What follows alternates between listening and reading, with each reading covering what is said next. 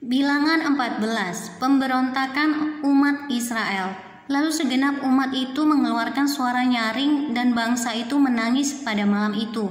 Bersungut-sungutlah semua orang Israel kepada Musa dan Harun, dan segenap umat itu berkata kepada mereka, sekiranya kami mati di tanah Mesir atau di padang gurun ini, mengapakah Tuhan membawa kami ke negeri ini supaya kami tewas oleh pedang dan istri serta anak-anak kami menjadi tawanan? Bukankah lebih baik kami pulang ke Mesir? Dan mereka berkata seorang kepada yang lain, baiklah kita mengangkat seorang pemimpin, lalu pulang ke Mesir. Lalu sujudlah Musa dan Harun di depan mata seluruh jemaah Israel yang berkumpul di situ, tetapi Yosua bin Nun dan Kaleb bin Yefune yang termasuk orang-orang yang telah mengintai negeri itu mengoyakkan pakaiannya dan berkata kepada segenap umat Israel, negeri yang kami lalui untuk diintai itu adalah luar biasa baiknya. Jika Tuhan berkenan kepada kita, maka Ia akan membawa kita masuk ke negeri itu dan akan memberikannya kepada kita, suatu negeri yang berlimpah-limpah susu dan madunya. Hanya janganlah memberontak kepada Tuhan dan janganlah takut kepada bangsa negeri itu, sebab mereka akan kita telan habis. Yang melindungi mereka sudah meninggalkan mereka, sedang Tuhan menyertai kita. Janganlah takut kepada mereka. Lalu segenap umat itu mengancam hendak melontari kedua orang itu dengan batu. Tetapi tampaklah kemuliaan Tuhan di kemah pertemuan kepada semua orang Israel.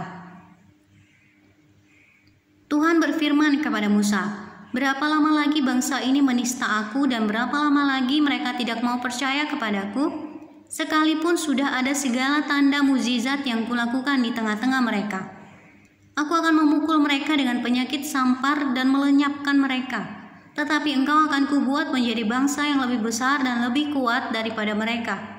Lalu berkatalah Musa kepada Tuhan, jikalau hal itu kedengaran kepada orang Mesir, padahal engkau telah menuntun bangsa itu dengan kekuatanmu dari tengah-tengah mereka, mereka akan bercerita kepada penduduk negeri ini yang telah mendengar bahwa engkau Tuhan ada di tengah-tengah bangsa ini, dan bahwa engkau Tuhan menampakkan dirimu kepada mereka dengan berhadapan muka waktu awanmu berdiri di atas mereka, dan waktu engkau berjalan mendahului mereka di dalam tiang awan pada waktu siang dan di dalam tiang api pada waktu malam. Jadi jikalau engkau membunuh bangsa ini sampai habis, maka bangsa-bangsa yang mendengar kabar tentang engkau itu nanti berkata, oleh karena Tuhan tidak berkuasa membawa bangsa ini masuk ke negeri yang dijanjikannya dengan bersumpah kepada mereka, maka Ia menyembelih mereka di padang gurun. Jadi sekarang biarlah kiranya kekuatan Tuhan itu nyata kebesarannya seperti yang kau firmankan. Tuhan itu berpanjangan sabar dan kasih setianya berlimpah-limpah. Ia mengampuni kesalahan dan pelanggaran, tetapi sekali-kali tidak membebaskan orang yang bersalah dari hukuman, bahkan Ia membalaskan kesalahan bapa kepada anak-anaknya, kepada keturunan yang ketiga dan keempat. Ampunilah kiranya kesalahan bangsa ini sesuai dengan kebesaran hak kasih setiamu, seperti engkau telah mengampuni bangsa ini mulai dari Mesir sampai kemari. Berfirmanlah Tuhan, aku mengampuninya sesuai dengan permintaanmu, hanya demi aku yang hidup, dan kemuliaan Tuhan memenuhi seluruh bumi.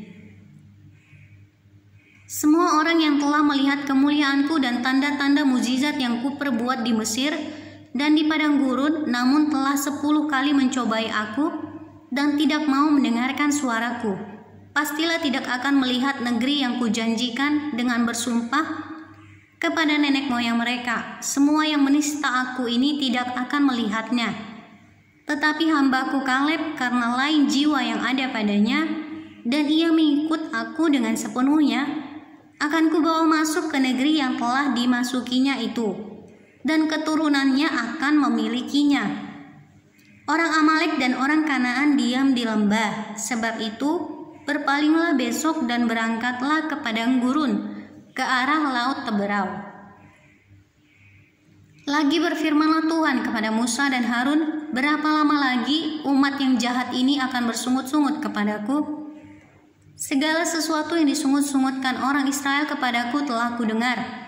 Katakanlah kepada mereka, demi aku yang hidup, demikianlah firman Tuhan, bahwasanya seperti yang kamu katakan di hadapanku, demikianlah akan kulakukan kepadamu. Di padang gurun ini bangkai-bangkaimu akan berhantaran, yakni semua orang di antara kamu yang dicatat, semua tanpa terkecuali yang berumur 20 tahun ke atas, karena kamu telah bersungut-sungut kepadaku, bahwasanya kamu ini tidak akan masuk ke negeri yang dengan mengangkat sumpah telah kujanjikan akan kuberi kamu diami, kecuali Kaleb bin Yefun dan Yosua bin Nun. Tentang anak-anakmu yang telah kamu katakan, mereka akan menjadi tawanan, merekalah yang akan kubawa masuk, supaya mereka mengenal negeri yang telah kamu hinakan itu. Tetapi mengenai kamu, bangkai-bangkaimu akan berhantaran di padang gurun ini, dan anak-anakmu akan mengembara sebagai penggembala di padang gurun 40 tahun lamanya, dan akan menanggung akibat ketidaksetiaan sampai bangkai-bangkaimu habis di padang gurun, sesuai dengan jumlah hari yang kamu mengintai negeri itu, yakni 40 hari, satu hari dihitung 1 tahun, jadi 40 tahun lamanya. Kamu harus menanggung akibat kesalahanmu, supaya kamu tahu rasanya jika aku berbalik daripadamu. Aku Tuhan yang berkata demikian, sesungguhnya aku akan melakukan semuanya itu kepada segenap umat yang jahat ini, yang telah bersepakat melawan aku. Di padang gurun ini mereka akan habis, dan disinilah mereka akan mati. Adapun orang-orang yang telah disuruh Musa untuk mengintai negeri itu, yang sudah pulang dan menyebabkan segenap umat itu bersungut-sungut kepada Musa dengan menyampaikan kabar busuk tentang negeri itu, orang-orang itu mati kena tulah di hadapan Tuhan. Tetapi yang tinggal hidup dari orang-orang yang telah pergi mengintai negeri itu hanyalah Yosua bin Nun dan Kaleb bin Yefun. Serangan ke bagian selatan gagal. Setelah Musa menyampaikan perkataan ini kepada semua orang Israel, maka berkabunglah bangsa itu dengan sangat. Dan keesokan harinya bangunlah mereka pagi-pagi hendak naik ke puncak gunung sambil berkata, sekarang kita hendak maju ke negeri yang difirmankan Tuhan itu. Memang kita telah berbuat dosa, tetapi kata Musa, mengapakah kamu hendak melanggar titah Tuhan? Hal itu tidak akan berhasil. Janganlah maju, sebab Tuhan tidak ada di tengah-tengahmu, supaya jangan kamu dikalahkan oleh musuhmu.